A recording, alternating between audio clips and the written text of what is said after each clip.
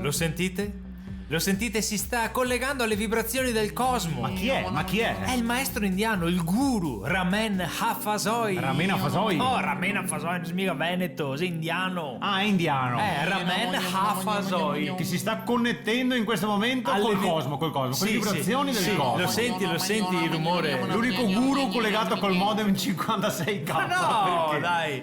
Non sminuirlo, ce l'abbiamo solo noi, Marco e Pippo, l'unico duo che è un trio. Abbiamo questo grande maestro che oggi ci racconterà dell'oroscopo. Ecco, sì, ecco, non parla benissimo l'italiano con Beh, Sindo comunque devo dire. No, la che verità. bastardo. Anzi, femo 3. Dai. Prego, maestro. Ariete, Sì. siete particolarmente nervosi e fastidiosi in questi giorni.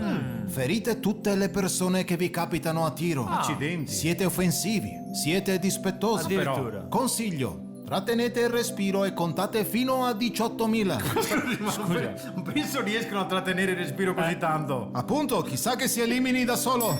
No, Era davvero un gran rompi. No, maestro, non maestro. diciamo parolacce. Salutiamo le amiche e gli amici dell'Ariete. Prego, andiamo avanti. Scorpione. Sì? Per te, donna dello Scorpione, il tuo bebè ti ricorda tanto tuo marito. Perché? Parla poco e vuole sempre bere. Effettivamente. Però almeno per il bambino rigurgito è colpo del latte, Sì, non della ecco. birra. Il consiglio è trattare tuo marito proprio come un bebè. Cioè? Cambialo. No, ma che consiglio è, maestro? Scusa. Gemelli. Per te, maschio dei gemelli, periodo difficile dal punto di vista sessuale.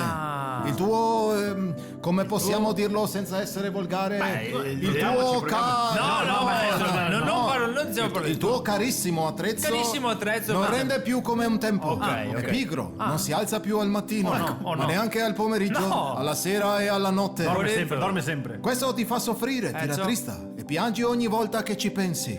Ma tu ascolta il consiglio degli astri e starai meglio. Bene, sentiamo il consiglio degli astri. Tieni duro. Maestro! Scusi, ma vieni dall'India per dire ste porcate. Ma mi A sono- volte gli astri sono un po' cancarizi. Mi pare che E chiudiamo con la pillola di saggezza del giorno. Sì, La mente è tutto. certo. Ciò che pensi finisce per diventarlo. Giusto. Se pensi tanto alla gioia, diventerai sorriso. Che bello. Se pensi tanto all'amore, diventerai passione. Se come qualcuno pensi tanto al sesso, va a finire che ti diventi mona. Bravo maestro. E ringraziamo Ramen Hafazoi!